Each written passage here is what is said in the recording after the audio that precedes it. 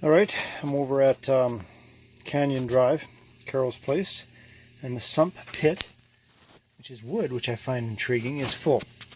Totally full and totally unplugged.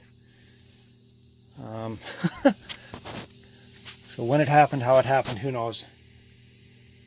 But the sump is working, as you can see, and it is pumping out, so I will let it pump out to do its thing. I bet you the weeping tile is totally full. This has been around for a while, as you can see, with the scum on top. And it's just pouring in from the 3-inch discharge from the weeping tile. I haven't seen a wooden sump for I don't know how many years.